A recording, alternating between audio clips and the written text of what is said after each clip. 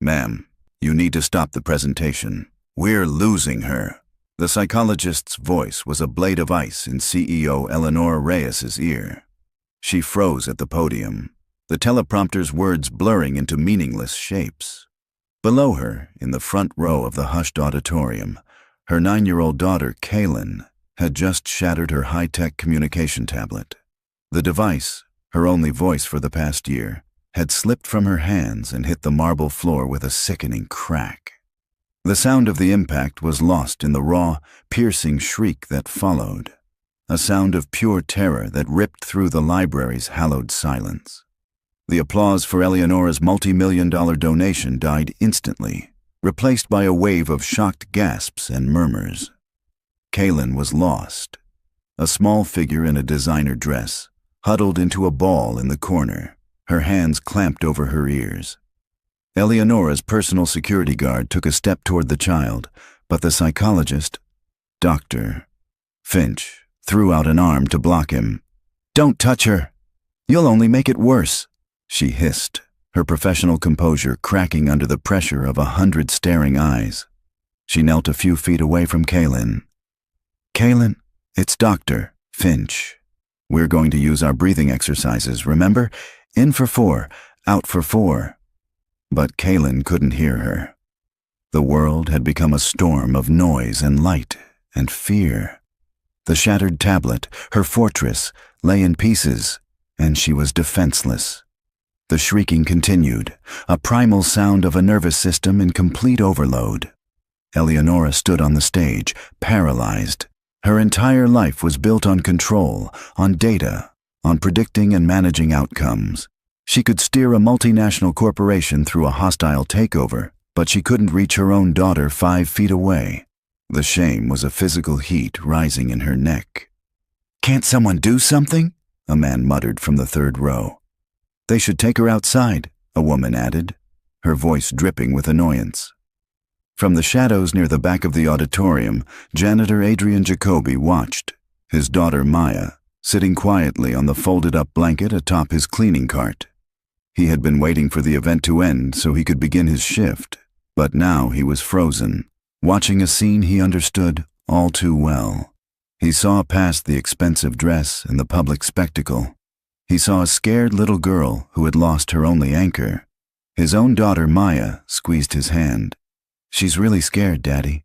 Adrian nodded, his eyes on the psychologist, who was now trying to coax Kaylin with a therapeutic squeeze toy. It was the wrong move. More input, more things to process. The girl didn't need another object. She needed the world to go quiet. Ignoring the frantic whispers of the staff, Adrian unplugged a tall, elegant reading lamp from the wall near him. It was heavy, but he lifted it easily. He walked silently along the edge of the room, unnoticed by the crowd focused on the drama at the front.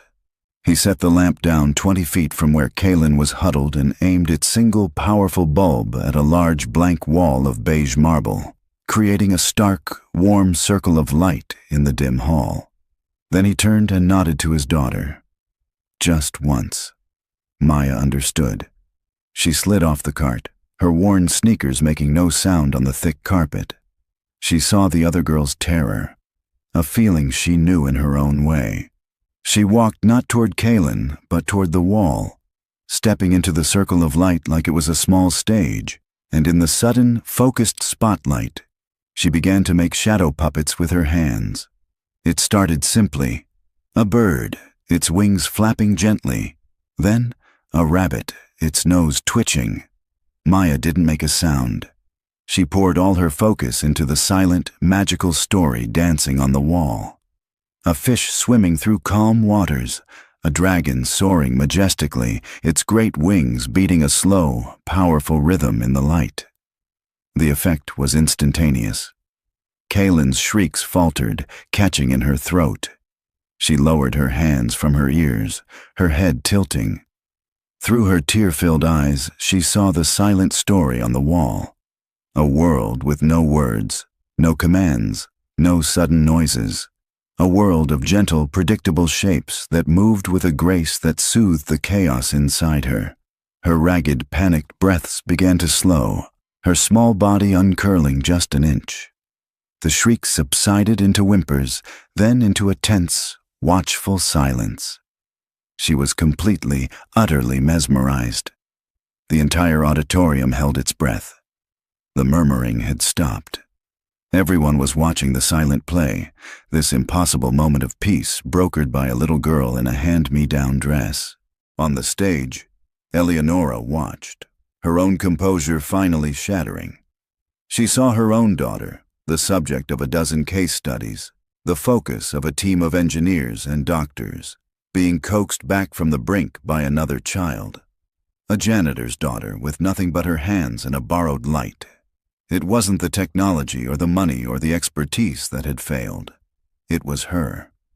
She had tried to solve her daughter like a complex equation, but this little girl was showing her that Kaylin didn't need a solution. She needed a sanctuary. Seeing this simple, profound act of kindness succeed where all of her own million-dollar technology and power had catastrophically failed, she broke down. The carefully constructed dam of control she'd built around her heart burst, and tears of profound relief, gut-wrenching shame, and astonished wonder streamed down her face. Maya finished her silent story with a butterfly that landed gently and then faded as she lowered her hands. The circle of light on the wall was empty again, but the silence it left behind was different. It wasn't the tense, angry silence from before. It was calm, peaceful. Kaylin was no longer crying. She was just watching the wall, her breathing slow and even. Adrian quietly walked over and unplugged the lamp, ready to disappear back into the shadows. His job was done, but as he turned, he saw Eleonora Reyes walking toward him, her face streaked with tears, her eyes holding an expression he had never seen on a woman so powerful. It was a look of complete and utter surrender. Eleonora Reyes stopped directly in front of Adrian, her gaze flicking from his worn work shirt to his daughter, Maya, who half hid behind her father's legs. The crowd, sensing a new chapter in the drama, remained silent, watching. Dr. Finch, the psychologist, rushed to her employer's side, touching her arm gently. "Eleonora, let's get Kaylin to the car." "We can debrief later." Eleonora didn't seem to hear her. Her eyes, red-rimmed but intensely focused, were locked on Adrian. She opened her mouth, then closed it. The words wouldn't come. What did one say? "Thank you" felt impossibly small. How did you do that? Felt like an admission of her own monumental failure. She defaulted to the only language she truly trusted, the language of transactions. She reached into her tailored blazer and pulled out a checkbook and a pen. "I don't know what to say," she began, her voice hoarse. "But I want to compensate you for your assistance." She started to write, her hand shaking slightly. "What is your name?" Adrian looked from the checkbook to her tear-streaked face. He didn't answer. Instead, he put a hand on Maya's shoulder. "We should go, honey. We have work to do." He started to steer her away. "Wait," Eleonora said, her voice sharp with desperation. She ripped the blank check from the book and held it out. "Please, name a price." Anything. Adrian stopped and finally met her eyes. His expression wasn't angry, just tired. "Ma'am," he said, his voice quiet but clear enough to carry. "My daughter didn't put on a performance. She saw a little girl who was hurting, and she tried to help." He shook his head. "You don't get a reward for that." The words hung in the air, a quiet rebuke that hit Eleonora harder than any shout could have. She lowered the check, her hand falling to her side as if it suddenly weighed 1,000 pounds. At that moment, a man with sharp features and a perfectly tailored suit stepped forward from Eleonora's entourage. His eyes, cold and assessing, swept over Adrian and Maya with disdain. "Eleonora, this is absurd," he said in a low, cutting voice. "The situation is handled. Let security escort these people out so we can manage the press." This was Sterling Shaw, the lead programmer behind Kaylin's shattered tablet and the architect of Eleonora's data-driven world. But before Eleonora could respond, A small movement near the front of the room caught everyone's attention. Kaylin, who had been sitting frozen, was now on her feet. She looked past her mother, past the doctors and the security guards. Her eyes were fixed on Maya. Slowly, hesitantly, she took a single step toward them. Dr. Finch moved immediately. "Kaylin, honey, stay with me." Kaylin flinched back from the psychologist's outstretched hand, her gaze never leaving Maya. She took another shaky step. Sterling scoffed under his breath. "It's a simple transference. A fluke. She's just fixating on a new stimulus." But Eleonora saw it for what it was, a choice. Her daughter was choosing them. "Wait," Eleonora commanded, her voice regaining a sliver of its authority. She watched her daughter, a desperate, brilliant idea forming in her mind. She turned back to Adrian. The checkbook was gone. Her expression was different now, not just emotional, but fiercely determined. "You're right," she said. "A reward is insulting." "I'm not offering you a reward. I'm offering you a job." Adrian blinked, taken aback. "I have a job." "Not anymore," Eleonora stated. "I want you to work for me. For Kaylin. I want you to be her companion, her chaperone. I don't care what we call it." Her eyes flicked to Maya. "And I want your daughter there too. For play dates, sessions, whatever it takes." She looked back at him, her desperation raw. "I will pay you 5 times your current salary, 10 times. The number doesn't matter." Adrian stared at her, stunned into silence. He was a janitor, a man who found comfort in quiet, empty hallways and the simple satisfaction of a job well done. He wanted nothing to do with this woman's complicated, high-pressure world. "Ma'am, with all due respect, I'm not a therapist," he said finally. "I clean floors." "My daughter has a team of the best therapists in the country," Eleonora shot back, her voice trembling. "And not one of them could do what your daughter just did with her own 2 hands." Sterling stepped forward again, his face a mask of controlled fury. "Eleonora, you cannot be serious. You want to introduce an untrained variable and his child into a highly sensitive therapeutic environment? The data contamination alone would be catastrophic. We have protocols for a reason. Your protocols failed," Eleonora snapped, turning on him. "Your data failed." My daughter was screaming on the floor. "And your solution was to what, Sterling? Reboot her?" The barb hit its mark. Sterling's face tightened, but he said nothing. Eleonora turned her attention back to Adrian, her expression softening again into a plea. "Please, I don't understand what happened here tonight, but it's the first time I've seen my daughter respond to anything other than a screen in months. I need to understand it. I need her to have it." Adrian looked down at Maya, who was watching Kaylin with wide, compassionate eyes.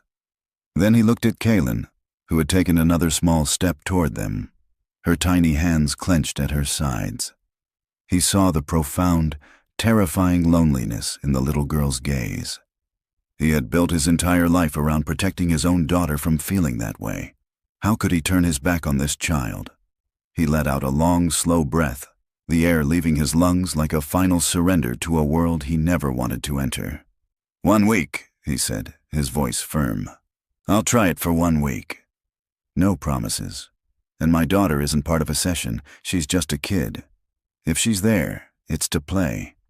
That's it." A wave of relief so powerful it was visible washed over Eleonora's face. 1 week, she agreed immediately, nodding. "Whatever you need. My assistant will handle all the arrangements. He'll call you in the morning." She was already back in CEO mode, solving the problem, delegating the details. But as Adrian finally took Maya's hand and turned to leave the auditorium, he felt the weight of his decision settle on him. He had just agreed to step into the heart of a storm, and he had a sinking feeling that 1 week was more than enough time to get swept away completely. From the corner of his eye, he saw Sterling Shaw watching him go, and the look in the man's eyes was not just contempt. It was a promise of a war to come. The next morning, a black car with tinted windows arrived at Adrian's small apartment building. The driver, a man in a stiff suit, looked profoundly out of place on the cracked sidewalk. Maya pressed her face against their living room window, her eyes wide. "Is that a spaceship, Daddy?" Adrian managed a weak smile, pulling a simple ball of yarn from his pocket and tucking it into hers. "Just a car, honey. A very fancy car. You have your book?" Maya nodded, clutching a worn copy of a fantasy novel. They walked out of their building and into a world they didn't belong to. The ride was silent, the city's noisy, vibrant streets gliding past behind soundproof glass. They drove for nearly an hour, leaving the familiar cityscape behind for winding roads flanked by high stone walls and wrought iron gates. Eleonora Reyes's house wasn't a house. It was a statement. A sprawling structure of glass, steel, and white concrete perched on a cliff overlooking the ocean. It was beautiful, but it was the cold, perfect beauty of a machine. There were no messy flower beds, no welcoming front porch, just sharp angles and automated security cameras that swiveled to follow them as they approached. Eleonora met them at the door. Today, she was dressed in severe gray trousers and a silk blouse, her hair pulled back so tightly it looked painful. The tears from the night before were gone, replaced by a tense, corporate efficiency. "Mr. Jacoby?" "Maya," she said, her voice crisp. "Welcome. Dr. Finch is waiting for us in Kaylin's sensory suite." She led them through hallways that felt more like a modern art gallery than a home. The air was cool and smelled faintly of ozone. Lights turned on automatically as they entered rooms and dimmed as they left. There were no family photos on the walls, no clutter, no life. Just art, technology, and a profound, echoing silence. Kaylin's sensory suite was at the end of a long white corridor. It was a large room with padded walls and a floor-to-ceiling window showing the churning gray ocean. One wall was a massive interactive screen displaying a serene forest. The room was filled with thousands of dollars of therapeutic equipment, a vibrating chaise lounge, a weighted blanket woven with fiber-optic lights, a swing that looked like it belonged in a science lab. Kaylin was sitting in the middle of the floor, staring at the screen. Dr. Finch sat on a sterile-looking white stool, holding a tablet and making notes. "Kaylin, we have visitors," Eleonora announced, her voice too loud for the quiet room. Kaylin didn't turn. She didn't even blink. "Her stress levels are elevated this morning, Doctor," Finch said, showing Eleonora a graph on her tablet. "The disruption to her routine last night was significant. We're trying a calming visual sequence, but her cortisol readings are still 15% above baseline." Eleonora looked at Adrian, an expectant expression on her face. "Do something." Adrian ignored the screens, the graphs, the expensive equipment. He surveyed the room, his old search and rescue instincts kicking in. He wasn't looking for a problem to solve. He was assessing the environment. He noticed a faint, high-pitched hum coming from a silver box in the corner. "What's that?" he asked, pointing. "That's the atmospheric purifier," Eleonora said. "It removes 99.9% of all airborne particles.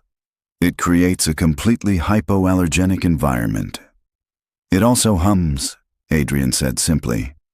He walked over and pressed the power button. The machine whirred down, and the humming stopped. The silence that replaced it was immediate and deep. For the first time, Kaylin's head turned slightly, just a fraction of an inch. Dr. Finch looked up from her tablet, surprised. Her heart rate just dropped by 5 beats per minute. While the adults were focused on the data, Maya had grown bored. She walked past the glowing blanket and the vibrating chair and sat on the floor a few feet away from Kaylin. She pulled the ball of yarn from her pocket and began to unwind a long piece. She wasn't trying to get Kaylin's attention. She was just doing what she always did when she was in a new, strange place. She was making something familiar.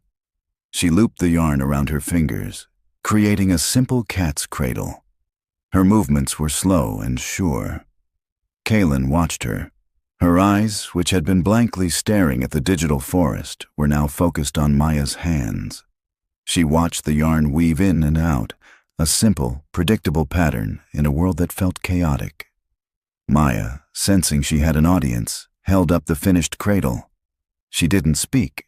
She just offered it. Slowly, as if moving through water, Kaylin crawled forward. She reached out a small, trembling hand and gently touched the yarn. Her finger traced one of the lines. Eleonora covered her mouth with her hand, her breath catching in her throat.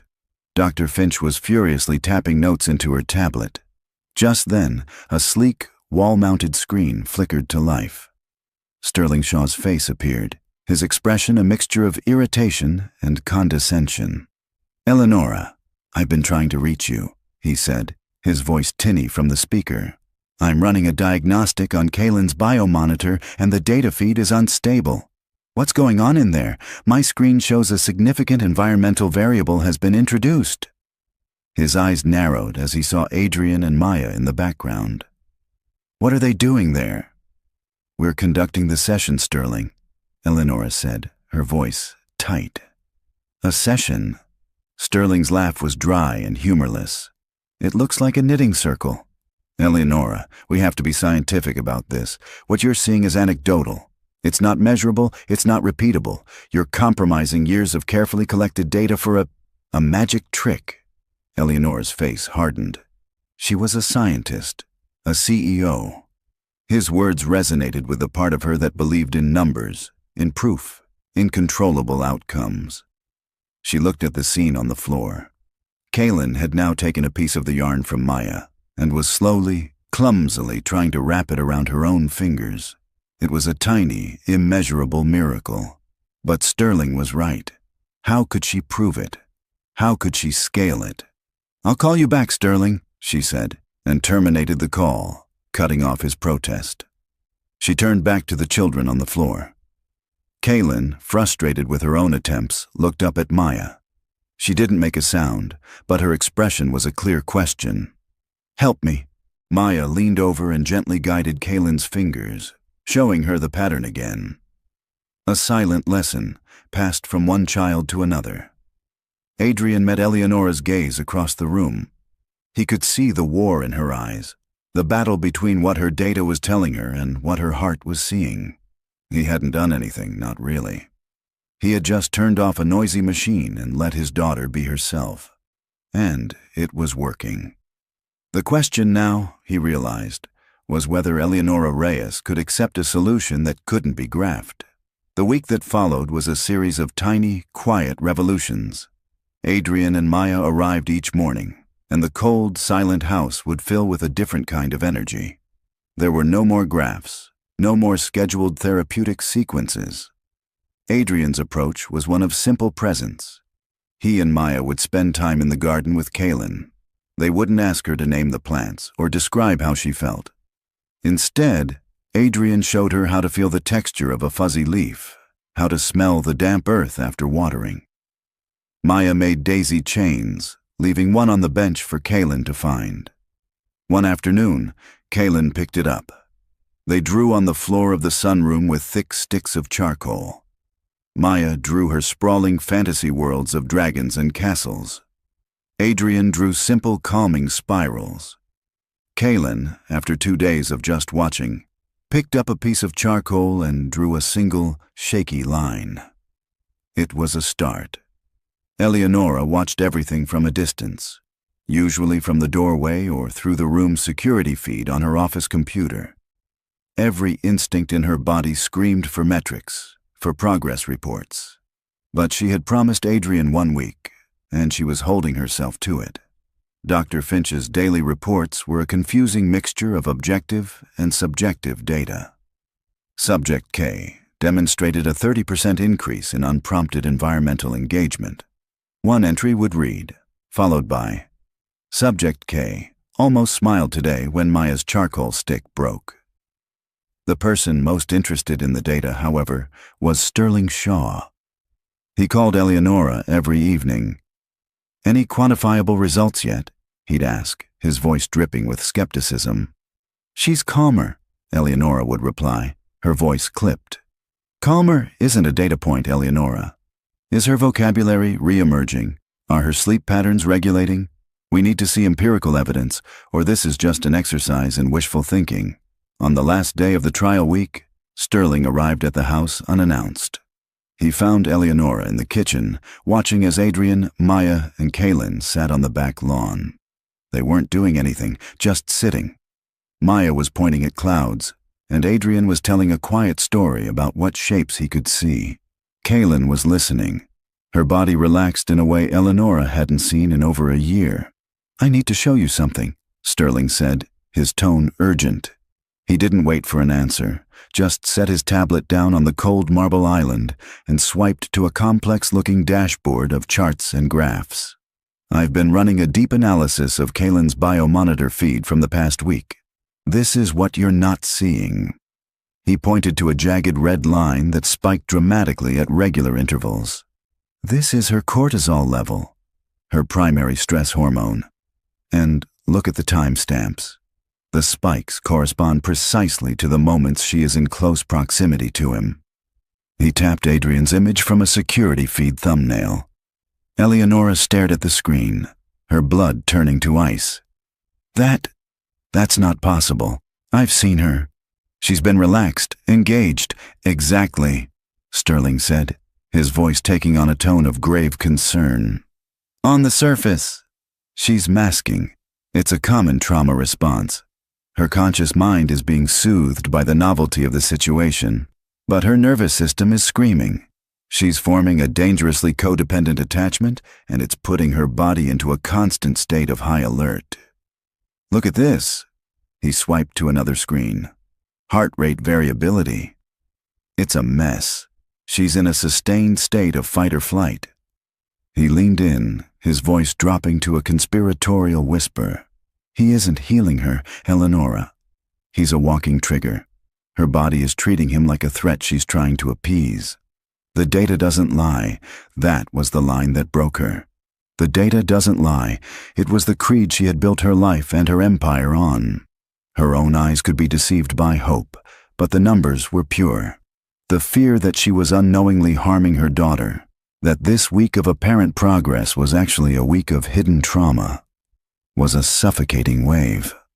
She looked out the window at her daughter, who was now tracing a pattern on the back of Maya's hand. It looked like peace. The tablet in front of her said it was poison. She had to choose. She chose the data. An hour later, she asked Adrian to meet her in the formal living room. It was the first time she'd asked him into the main part of the house. The room was perfect and untouched. A museum of wealth with white sofas and a grand piano no one ever played. "The week is up," she said, her voice devoid of all emotion.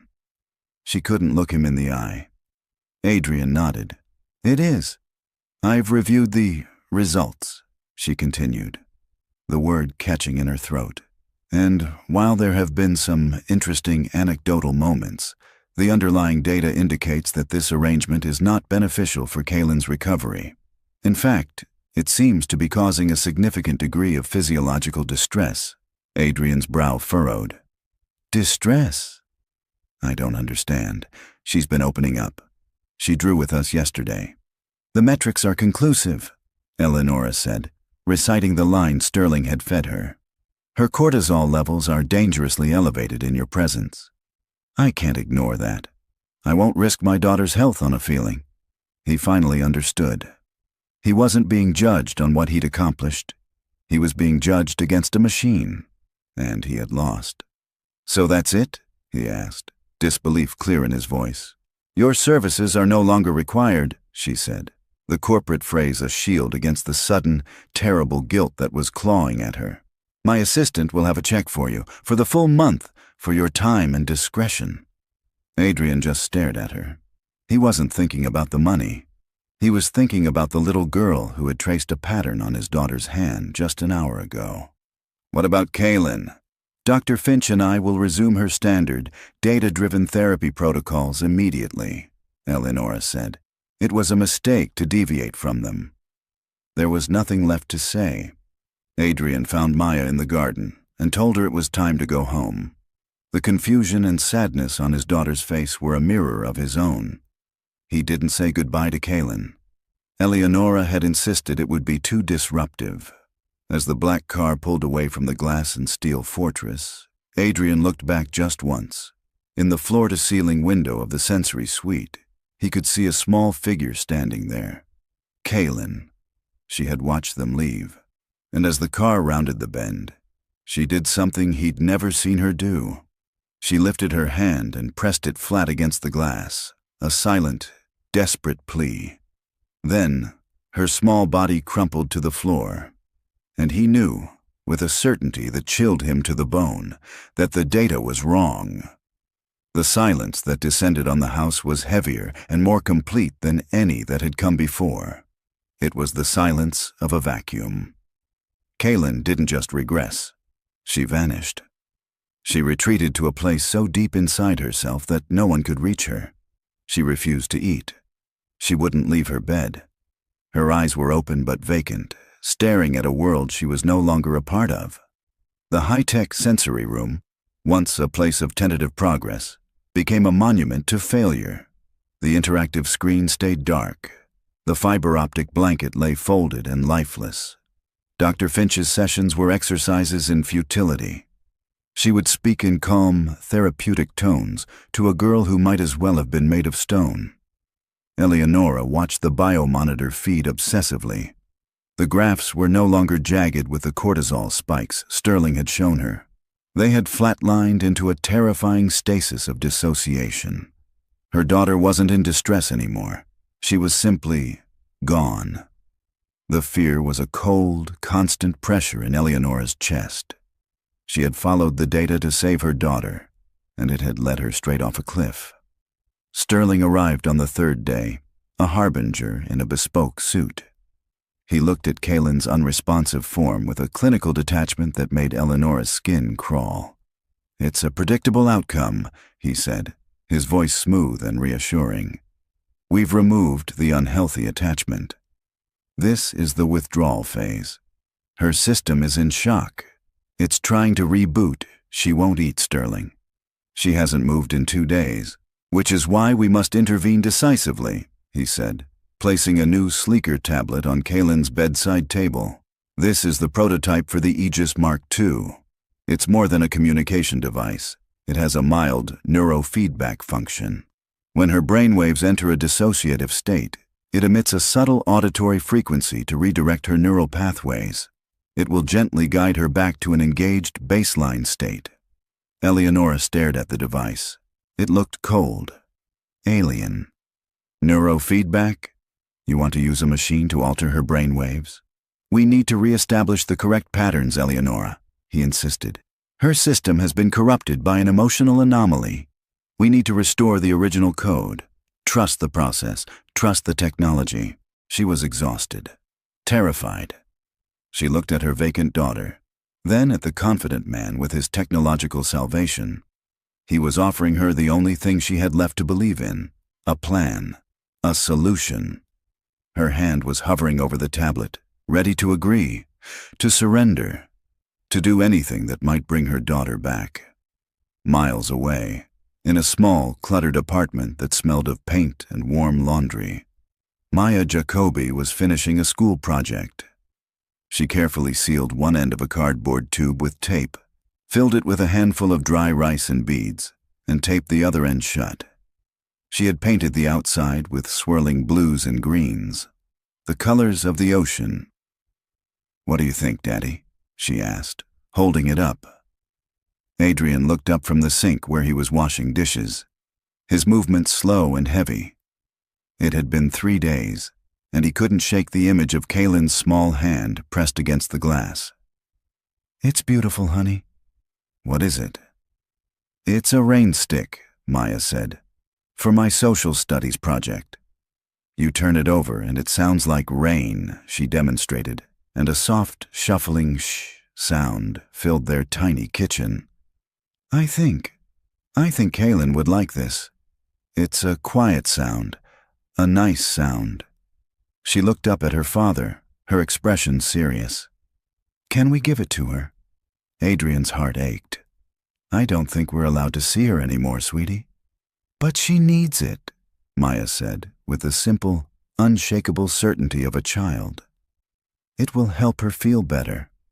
Adrian looked at the simple handmade toy. It was an object of pure, uncomplicated kindness. He couldn't go back to that house, but he couldn't deny his daughter's wish either. The next day, he packed the rain stick in a small, plain brown box. Inside, on a small white card, he wrote 4 simple words. "For the quiet storms." He didn't sign it.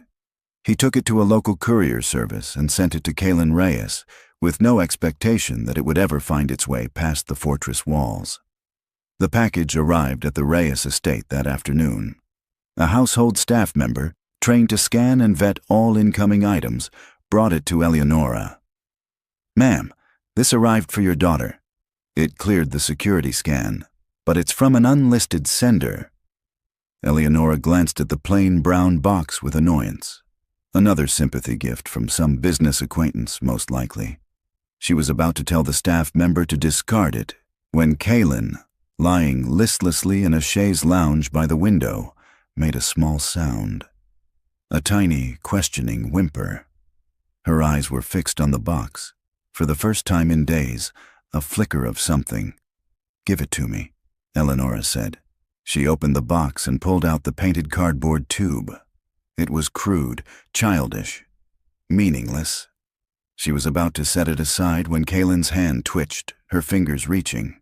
On a desperate whim, Eleonora placed the rain stick in her daughter's hand. Kaylin's fingers closed around it. For a long moment, she just held it. Then, she slowly, deliberately, turned it over. The soft, shuffling sound of a gentle rain filled the sterile room. "Shh." Kaylin turned it over again, and again. Her breathing, which had been shallow and erratic, began to deepen, to even out, matching the rhythm of the falling beads. Eleonora was watching this small miracle, her phone lying forgotten in her lap. Kaylin's live biomonitor feed still open on the screen. Her eyes drifted down to it, and she froze. The jagged red line of Kaylin's cortisol graph, which had been in a state of alarmingly high stasis, was plummeting. The frantic scribble of her heart rate variability was smoothing out into a calm, rolling wave.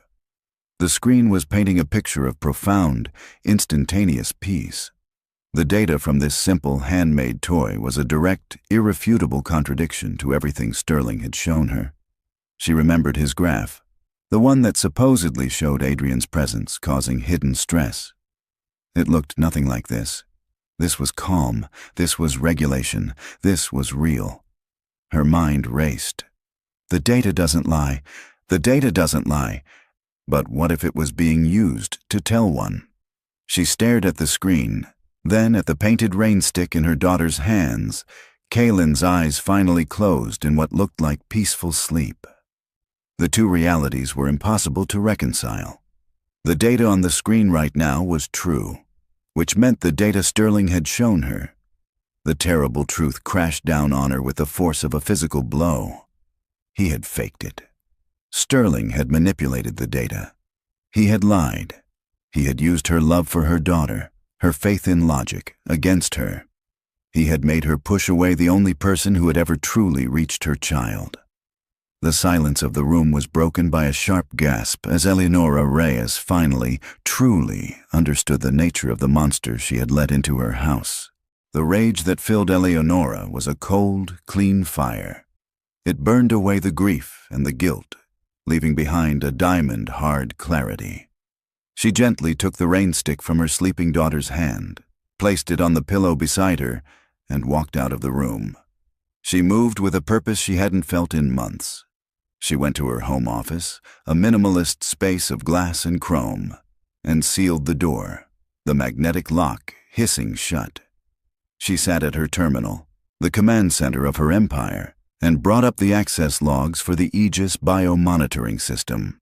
As CEO, she had absolute administrative authority, a level of access even Sterling couldn't override or track. Her fingers flew across the holographic keyboard. She wasn't looking at Sterling's beautifully designed dashboards anymore. She was diving deep into the raw data streams, the pure, uninterpolated code from the server logs. She pulled up the raw feed from the past 10 days, and set it alongside the report Sterling had given her. The fraud wasn't even subtle. It was arrogant. She could see it instantly. Sterling hadn't hacked the feed. He had simply cherry-picked his evidence. He had taken normal, momentary fluctuations in Kaylin's heart rate, the kind that happened when a door opened or the temperature shifted, and presented them as sustained cortisol spikes. He had relabeled data columns, swapped timestamps, and built a terrifying narrative out of mundane, meaningless noise. He had treated her like an investor, not a mother, dazzling her with a convincing presentation while hiding the fatal flaws in the prospectus. Then she found the real data. The unaltered logs from the week Adrian and Maya were there. It was all there, in clean, beautiful code. A steady, day-by-day decline in every single stress marker. A marked improvement in sleep cycle regulation. A significant drop in autonomic nervous system arousal. The data didn't just suggest Adrian was helping. It proved it, scientifically and irrefutably. He hadn't been a trigger. He had been the cure. The betrayal was so profound, so absolute, it left her breathless. This man hadn't just lied to her. He had actively, willingly, and systematically harmed her child to protect his own ambition and sell his new product. Her private comm line buzzed. It was Sterling. She took a deep breath, composed her face into a neutral mask, and accepted the call. His image appeared on the screen, smiling and confident. "Eleonora," he said smoothly, "I was just about to send you the final proposal for the Mark II rollout. After Kaylin's setback, I think we can agree that moving forward decisively is our only option." "I'm still reviewing the documentation," she said, her voice perfectly level. She swiveled her chair so the screen with the damning evidence was out of his camera's view. "Of course," he said, magnanimous in his victory. "But the preliminary numbers from the lab trials are astounding. We're seeing a 60% reduction in dissociative episodes in our test subjects. It's the breakthrough we've been waiting for. The subjects," she said, her voice dangerously quiet. "What is their state after the neurofeedback is applied? Are they engaged? Happy?" Sterling hesitated for a fraction of a second. "They are compliant.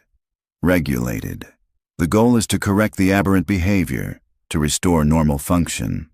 Happiness is a subjective metric, Eleonora.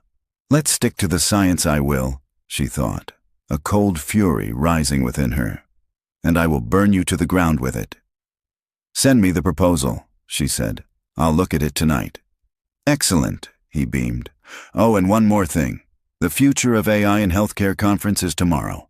I've been chosen to give the keynote. I plan to announce the Aegis Mark II as our new flagship. It would be a powerful message if you were there, on stage with me, to endorse it." The arrogance was stunning. He was offering her a front-row seat to his triumph, a triumph built on the suffering of her own child. And in that moment, she saw her path forward. Not a quiet firing, not a private lawsuit, a public execution. "I'll be there," she said. "Wouldn't miss it for the world." After she cut the connection, she pulled up the employee file for Adrian Jacoby. His contact information was there, along with a note of his termination, authorized by her. She stared at his phone number for a long time, the weight of her mistake pressing down on her. Then she picked up her phone and dialed. He answered on the fourth ring. "Hello?" His voice was cautious. "Mr. Jacoby. Adrian. It's Eleonora Reyes. Silence." She could hear the faint sound of a child's laughter in the background. "Maya. I know you have no reason to want to speak to me," she began, the apology sticking in her throat like sand. "But I need you to. I need to tell you that I was wrong." "Wrong about what?" he asked, his voice flat. There was no anger, just a deep, weary sadness. "About everything," she said, the words coming out in a rush. "The data. Kaylin's health, Sterling, my lead programmer. He lied. He faked the reports. He manipulated the data to make it look like you were harming her." She took a shaky breath. "The truth is the opposite. You were healing her, and I sent you away." She waited for him to yell, to accuse her. But he said nothing. "She's not doing well," Eleanora continued, her voice cracking. "She's completely shut down since you left. She's worse than she ever was." She paused, then made the admission that cost her more than any billion-dollar deal. "I was a fool. I trusted a machine more than I trusted my own eyes. I need your help." "Help with what?" Adrian said. "You made your choice. You said my daughter and I were a risk." "I was wrong," she repeated, her voice a raw whisper. "I'm asking you to help me make it right. Not for me. For Kalen, and for every other child he would hurt with his machines." She quickly explained Sterling's plan to launch the neurofeedback device at the conference tomorrow. "He's going to present it as a miracle cure," she said, the cold fire returning to her voice. "And I'm going to be there. I'm going to show them the real data. I'm going to show them what he did. But I need you there with me. People need to see who he tried to erase from the story." Adrian was silent for a long time. She could picture him in his small apartment, a world away from her own, a man who had been offered money, then a job, then dismissal, all at the whim of a woman he barely knew. She had no right to ask him for anything. "What about Maya?" he asked finally. "I don't want her anywhere near the conference, near him," Eleonora said immediately. "My personal driver can take her anywhere she wants to go for the day. The zoo, a museum, whatever she likes. She will be safe and cared for. This is about you and me." He let out a long breath. "Where do you want me to meet you?" The conference was a cathedral of technology. Held in the city's newest and largest convention center, the cavernous hall was filled with the low hum of servers and the glow of 1,000 screens. Tech journalists with headsets whispered into microphones, while investors in sharp suits moved through the crowd like sharks. The air smelled of money and ambition. Adrian felt like he had landed on another planet. He wore his best clothes, a pair of clean dark jeans and a simple collared gray shirt. But he might as well have been wearing his janitor's uniform. Every person who brushed past him was wearing a designer suit or carrying a laptop that cost more than his car. Eleonora, walking beside him, was in her element, but she was a different version of the woman he'd met. She was dressed in a severe black suit, a crimson blouse the color of blood underneath. Her face was calm, her movements precise. The vulnerability was gone, replaced by a cold, controlled fury that was more intimidating than any corporate bluster. They didn't speak as her security detail cleared a path to the green room. The room was a small oasis of quiet, with a screen showing a live feed of the bustling auditorium. Sterling was backstage, being fitted with a microphone, looking confident and energized. "Are you sure about this?" Adrian asked, his voice low. "There are other ways to handle this. You could ruin him quietly." Eleonora turned from the monitor, her eyes locking onto his. "Quietly is what he's counting on," she said, her voice like steel. "He hurt my daughter in the dark. I'm going to make sure he burns in the light." She looked at him, a flicker of something softer in her gaze. "Thank you for being here. You don't have to go out there with me if you don't want to." "I told you I would," he said simply. "I'm here." A stage manager knocked on the door. "5 minutes, miss." Reyes Eleonora gave a single sharp nod. The show was about to begin. Sterling took the stage to a wave of thunderous applause. A spotlight followed him as he paced, his movements polished and charismatic. He was a master showman. "The human element," he began, his voice echoing through the massive hall, "is the single greatest variable of error in modern healthcare. It is prone to bias, to fatigue, to emotion." He clicked a remote, and a giant screen behind him lit up with futuristic graphics. "We seek to perfect the system. To create a world where care is not dependent on a doctor's mood or a parent's intuition, but on the pure, infallible truth of data." He spoke for 20 minutes, weaving a seductive vision of a world without medical uncertainty. He unveiled the Aegis Mark II to more applause, showing a slick marketing video of a smiling, regulated child interacting calmly with her environment. Then he brought up the charts. The same faked graphs he had shown Eleonora. "Our most challenging test case," he said, his voice filled with false modesty, "involved a subject with profound trauma-induced dissociative disorder. As you can see from the initial data, her stress markers were chaotic. But after just 3 weeks with the Mark II's neurofeedback protocol, we see a complete return to baseline. We didn't just manage the symptoms, we corrected the code." He smiled, basking in the glow of his own perceived brilliance. "And now, to share her vision of this incredible new future, please welcome the CEO of Reyes Analytics, the woman who made it all possible, Eleonora Reyes." The applause was deafening. Eleonora walked out from the wings, her heels clicking purposefully on the stage. But she didn't walk to the podium beside Sterling. She walked directly to him, took the presentation remote from his surprised hand, and turned to face the audience. The room quieted, sensing the shift in the script. Sterling's smile faltered. "Thank you, Sterling," Eleonora said, her voice amplified throughout the hall, steady and cold. "You are right about one thing. The data doesn't lie." She aimed the remote at the screen. With a click, Sterling's presentation vanished. It was replaced by a split screen. On the left was the polished, fraudulent report he had just presented.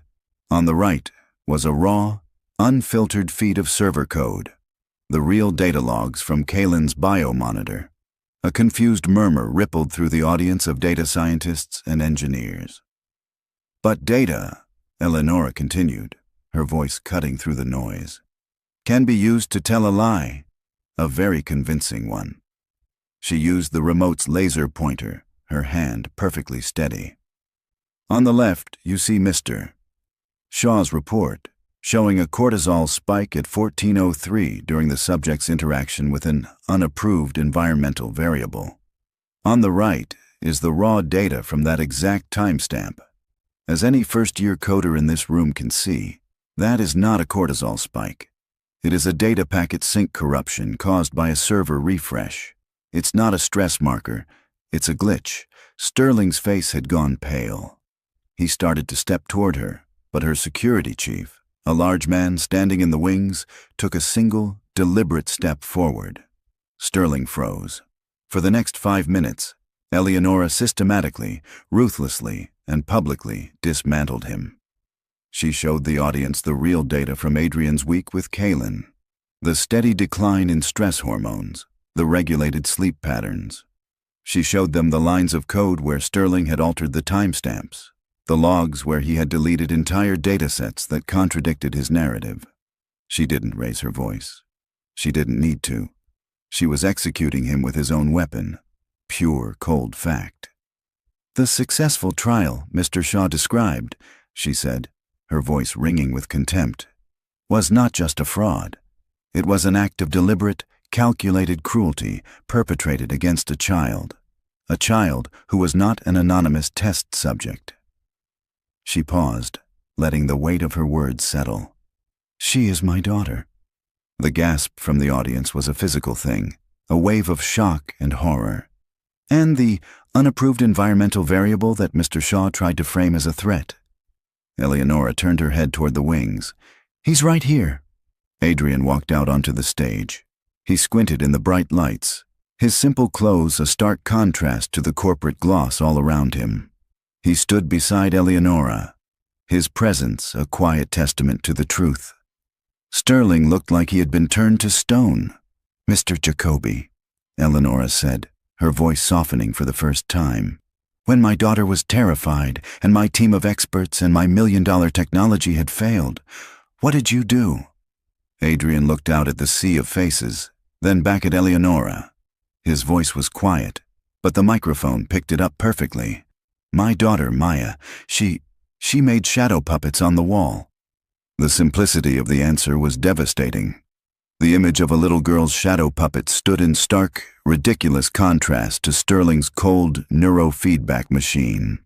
The entire narrative Sterling had built, a narrative of technological superiority and human frailty, crumbled into dust. The room exploded. Reporters were on their feet, shouting questions. Investors were staring at Sterling with looks of pure fury. Eleonora held up a hand for silence. "The Aegis Mark II project is terminated, effective immediately," she announced. "Reyes Analytics will be launching a full, independent investigation into Mr. Shaw's work and his entire department, and we will be cooperating with any and all criminal inquiries that may arise from his actions." She looked directly at Sterling, who seemed to shrink under her gaze. "My company's mission is to use data to improve human lives, not to twist it to harm them for profit and ambition." She turned back to the audience, her voice clear and strong. "The future of technology is not to replace our humanity, but to serve it. I forgot that. My daughter and this man," she gestured to Adrian, "reminded me." She set the remote down on the podium and walked over to Adrian. Without a word, they turned and walked off the stage together, leaving the ruins of Sterling Shaw's career burning behind them. The roar of the crowd was a physical wave that followed them backstage. It was a chaotic symphony of shouts, questions, and the frantic clicking of 100 cameras. Eleonora's security chief, a formidable man named Marcus, had 2 guards flanking them, creating a moving bubble of protection. "This way, Miss Reyes," Marcus said, his voice urgent, guiding them toward a private exit. The adrenaline was a live wire under Eleonora's skin. For the first time, she felt Adrian's hand steadying her elbow, a simple grounding touch in the middle of the storm she had unleashed. They burst through a set of double doors and into the sterile quiet of a concrete service corridor.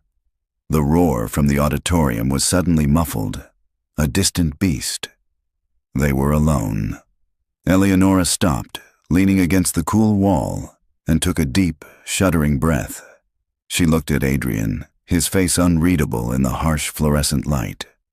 "Thank you," she said, and the 2 words were filled with a universe of meaning. It wasn't just for coming today. It was for everything.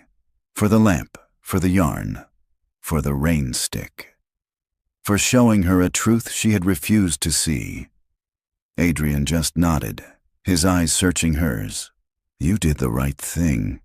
"I did the only thing," she corrected, a flicker of her old self returning. "He backed me into a corner. He threatened my child. I just chose the weapon he didn't expect." The doors at the end of the corridor opened, and they were blinded by a sea of flashing lights. The press had found their exit. Reporters surged forward, microphones and cameras thrust toward them like weapons. "Miss Reyes, is it true Sterling Shaw faked his research? What does this mean for the future of Reyes Analytics? Mr. Jacoby, who are you? What is your relationship with Miss Reyes?" Eleonora's old instincts would have been to issue a clipped "no comment" and push through. But she was different now. She stopped, holding up a hand. The reporters, stunned by her willingness to engage, fell silent. "Mr. Shaw will no longer be associated with my company," she said, her voice clear and strong. "As for the future, Reyes Analytics is going to be asking some hard questions about the role of technology in our lives. We're going to learn how to listen better." She looked at Adrian. "This man is Adrian Jacoby. He's not an employee. He's not a consultant. He's the person who reminded me what's important. Now, if you'll excuse us, we have to go pick up our daughters." With that, she let Marcus clear a path to the waiting black car, leaving the press scrambling in their wake. Inside the car, the silence was a welcome relief. The driver navigated them expertly through the city traffic. Their first stop was the city's Natural History Museum, where Maya had spent the day with one of Eleonora's most trusted personal assistants. They found her in the Hall of Gems and Minerals, her face pressed against the glass of a display case, staring in wonder at a giant amethyst geode. "Maya," Adrian said softly. She turned, her face breaking into a huge smile. "Daddy! Did you see the dinosaur bones? They're bigger than our whole apartment." She ran and threw her arms around his waist. Then she looked at Eleonora, her expression suddenly shy. "Hello, Miss Reyes." "Hello, Maya," Eleonora said. and a genuine, unforced smile touched her lips. "I'm glad you had a good day. Thank you for letting me borrow your dad." "It's okay," Maya said. "Did you help Kaylin?" "We're going to see her right now," Eleonora said. "And I think your dad helped a lot." The drive back to the house on the cliff was different this time. Maya chattered excitedly about the museum, filling the quiet car with life. Adrian listened, his arm around her, a quiet pride in his eyes. Eleonora found herself listening too, not as a CEO analyzing social interaction, but just as a person, enjoying the simple, happy sound of a child's voice. When they arrived, the house was just as silent and perfect as it had always been, but it felt different to Eleonora. It felt wrong. It was a showcase, not a home. Dr. Finch met them in the foyer, her face etched with worry. "She's been agitated since you left." Pacing, watching the door. They walked down the long white corridor to the sensory suite. Kaylin was standing in the middle of the room, her back to them, holding the painted rain stick in both hands. "Kaylin," Eleonora said softly. The little girl turned. Her eyes landed on Adrian, and the change was immediate and profound. The tension in her small body just melted. Her shoulders relaxed. The tight, anxious line of her mouth softened. She took a step, then another, until she was standing right in front of him. She looked up at him, then held out the rain stick, offering it to him. Adrian knelt down so he was on her level. "That's a beautiful sound, isn't it?" he said. Kaylin didn't speak, but she nodded. Then she reached out her other hand and gently, deliberately, placed it in his. Watching them, Eleonora felt a fresh wave of tears threaten, but this time they were tears of pure, unadulterated joy. Later that evening, after Maya and Kaylin had eaten together in the kitchen, a messy, chaotic meal of spaghetti that left sauce on the pristine white countertops, the two girls were in the sensory suite. The giant interactive screen was off. Maya was teaching Kaylin how to make a new shadow puppet, a wolf that howled silently at a moon made from her other hand. Adrian and Eleonora stood in the doorway, watching. "I'm shutting this room down," Eleonora said quietly. "I'm going to have it redesigned. More like a playroom, with comfortable chairs and books and a real art easel. A place where a kid can make a mess." "She'd like that," Adrian said. Eleonora turned to him. "What I said at the conference, I meant it. I want to make things right. Not just by firing Sterling, by building something better." She took a breath. "I'm creating a foundation. Its purpose will be to design and distribute low-tech, compassionate sensory tools for children with trauma. Things like weighted blankets and sensory toys, and rain sticks." She looked at him, her expression serious. "But I can't do it alone. I have the resources, but you have the understanding. You knew what to do. I want you to run it with me. As a partner." A co-chair, Adrian was quiet for a long moment, watching his daughter and Kaylin. They were laughing now, their silent, shadowy wolf chasing a rabbit across the wall. "I'm a janitor," he said, not as an excuse, but as a simple fact. "No," Eleonora said, her voice firm. "You're a father, and, from what I've seen, that's a much more valuable expertise." He looked at her, at the powerful CEO, who was finally learning to measure value in something other than dollars, and he saw the sincerity in her eyes. He saw a chance to make a real difference, not just for Kaylin, but for thousands of kids like her. He saw a future for Maya he had never dared to dream of. "Okay," he said. "I'll do it." Inside the room, Maya's wolf shadow puppet gently nuzzled Kaylin's rabbit. Kaylin, her face illuminated by the single lamp, looked over at her mother, and for the first time in over a year, a tiny, perfect, genuine smile graced her lips. The house was still silent, but for the first time, it didn't feel empty. It felt full of hope. 6 months later, the world is a different color. The sterile whites and cold grays of Eleonora's old life have been replaced by the warm wood and soft blues of the Jacobi Reyes Foundation's headquarters. Housed in a renovated old brick building downtown, the space is filled with light, comfortable chairs, and the faint, pleasant smell of sawdust and clay. There isn't a single interactive screen on the walls.